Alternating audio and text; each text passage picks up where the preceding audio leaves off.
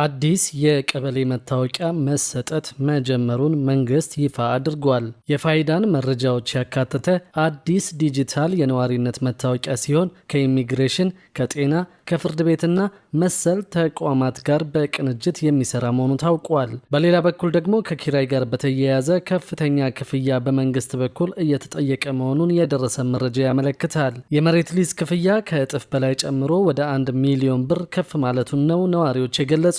ሰላም ቤተሰቦቻችን፣ መረጃዎቹን የት ሀገርና የት ከተማ ሆናችሁ እየተከታተላችሁ እንደምትገኙ በሀሳብ መስጫው ላይ ጻፉልን። በየትኛው ጉዳይ ላይ መረጃ እንድናቀርብላችሁ እንደምትፈልጉ ማሳውቁን። አሁን ዝርዝር መረጃዎቹን አንድ በአንድ ወደ እናንተ እናደርሳለን። እስከ መጨረሻው አብራችሁን ቆዩ።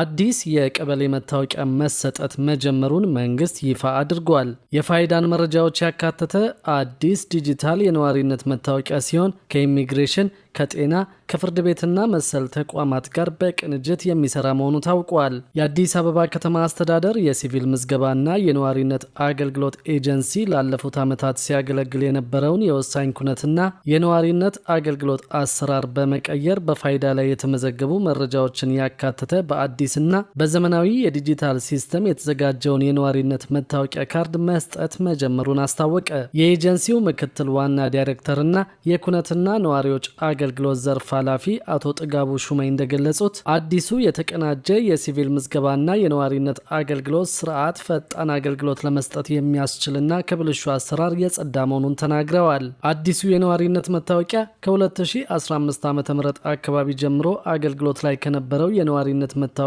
አዳዲስ ገጽታዎችንና ልዩ ልዩ ይዘቶችን የሚያካትት መሆኑን የተናገሩት አቶ ጥጋቡ በአሁኑ ወቅት በ89 ወረዳዎች ላይ አዲሱን የነዋሪነት መታወቂያ አትሞ የማሰራጨት ስራ እየተከናወነ እንደሚገኝ አክለዋል። ኤጀንሲው ከ2015 ዓ.ም ጀምሮ ተቋማዊ ሪፎርም እያደረገ እንደሚገኝ የተናገሩት አቶ ጥጋቡ በዚህም የሚሰጡ አገልግሎቶች ደህንነታቸው የተጠበቀና ተደራሽ ማድረግ ነው ብለዋል። ከ3 ዓመት በፊት ጀምሮ የወረቀት መታወቂያን ወደ ዲጂታል መቀየሩን ያስታወሱት አቶ ጥጋቡ በአሁኑ ወቅት ደግሞ የተወሰነ ማሻሻያ መደረጉን አክለዋል። ነባሩ መታወቂያ በአንድ ጊዜ እንደማይቋረጥ ተናግረው ነገር ግን ቀስ በቀስ ከአገልግሎት እየወጣ በአዲሱ መታወቂያ እንደሚተካ አክለዋል። እስካሁን ባለው ሂደት 2000 የሚጠጉ የከተማዋ ነዋሪዎች አዲሱን መታወቂያ የወሰዱ ሲሆን ለዚህ አገልግሎት የሚሆኑ አዳዲስ ፕሪንተሮች በግዢ ሂደት ላይ መሆናቸውን አክለዋል። ፕሪንተሮቹ ሲገቡ በ11ዱም ክፍለ ከተማዎች ቶሎ ተደራሽ እንደሚሆን ጠቁመው ተገልጋዮች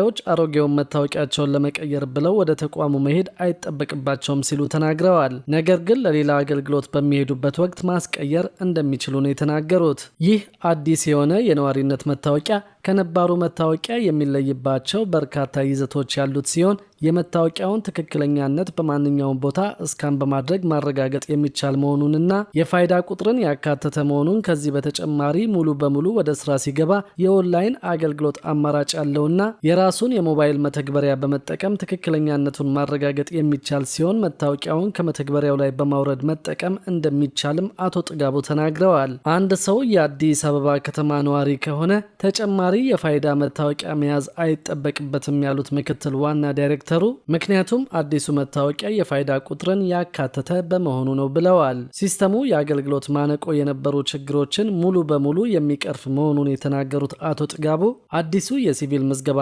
የነዋሪነት ዲጂታል ስርዓት በኢትዮጵያ አርቲፊሻል ኢንተለጀንስ ኢንስቲትዩት የበለጸገ ሲሆን ከኢሚግሬሽን፣ ከጤና፣ ከፍርድ ቤትና መሰል ተቋማት ጋር በቅንጅት የሚሰራ መሆኑንም ተናግረዋል። የአዲስ አበባ ከተማ አስተዳደር ከንቲባ ወይዘሮ አዳነች አቤቤ ከወራት በፊት በይፋ ባስጀመሩበት ወቅት ሲስተሙ በአይነቱ ለሀገሪቱ የመጀመሪያውና የተቀናጀ የወሳኝ ኩነት ምዝገባ ስርዓትን ያካተተ መሆኑን መግለጻቸው ይታወሳል። ከንቲባዋ በወቅቱ ባደረጉት ንግግር ሲስተሙ በከተማዋ የጤና ተቋማትና ፍርድ ቤቶች ላይ ስርዓት በመዘርጋት ኩነትን በየዕለቱ በመመዝገብ መረጃን የተሟላ የሚያደርግና ግልጽነትን በማረጋገጥ ማጭበርበርን የሚያስቀር መሆኑ መናገራቸው የሚታወስ ሲሆን አሁን ላይ ሲስተሙ በወረዳዎች ደረጃ ተግባራዊ መሆን መጀመሩ ተነግሯል። በሌላ በኩል ደግሞ ከኪራይ ጋር በተያያዘ ከፍተኛ ክፍያ በመንግስት በኩል እየተጠየቀ መሆኑን የደረሰን መረጃ ያመለክታል። የመሬት ሊዝ ክፍያ ከእጥፍ በላይ ጨምሮ ወደ 1 ሚሊዮን ብር ከፍ ማለቱን ነው ነዋሪዎች የገለጹት። በሸገር ከተማ የሚገኙ ነዋሪዎች ቀደም ብሎ በሊዝ ውል ፈጽመውበት የነበረው የመሬት ክፍያ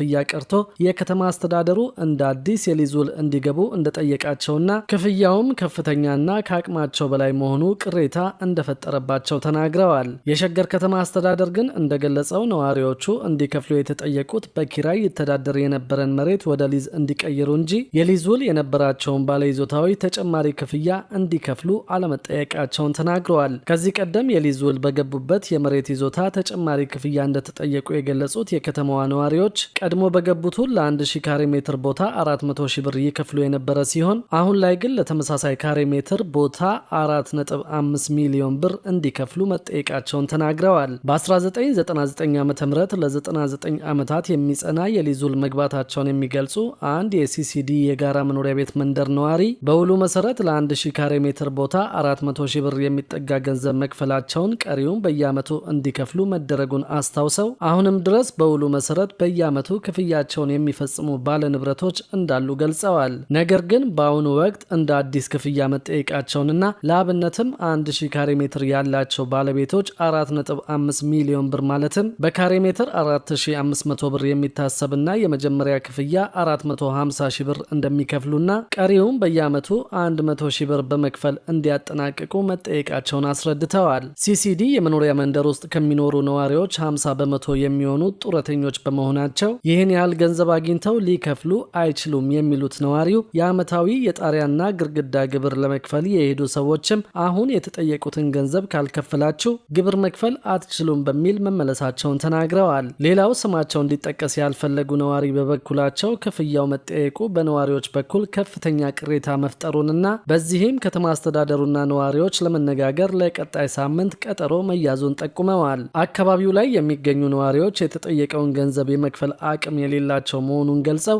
አብዛኛዎቹ ጡረተኞችና በውጭ ሀገሮች ሲኖሩ የነበሩ በአሁኑ ወቅት ስራ የሌላቸው መሆናቸውን ተናግረዋል። የሸገር ከተማ ምክትል ከንቲባ አቶ ጉግሳ ደጀኔ በኪራይ የተዳደሩ የነበሩ ይዞታዎች ወደ ሊዝ እየተቀየሩ ስለሆነ የዚህ አካል ነው እንጂ ተጨማሪ የሚከፍሉት ነገር የለም በማለት መልሰዋል። ወደ ሊዝ የመቀየሩ ሂደት በሁሉም የሸገር ከተማ ስር በሚገኙ መሬቶች ላይ ተግባራዊ የሚደረግ መሆኑን የገለጹት ምክትል ከንቲባው የሊዝ አዋጅ በኪራይ የሚተዳደሩ መሬቶች ሁሉ በሂደት ወደ ሊዝ እንዲገቡ በሚያዘው መሰረት ተግባራዊ እየተደረገ የሚገኝ መሆኑን ተናግረዋል። በፊት መሬቱን በመውሰድ ሪል ስቴት የገነባው ድርጅት በኪራይ ነበር የወሰደው። ለሰዎቹ ቤት ሽጦ ወደ ግለሰብ ሲያዘዋውር በሊዝ መክፈል ነበረባቸው።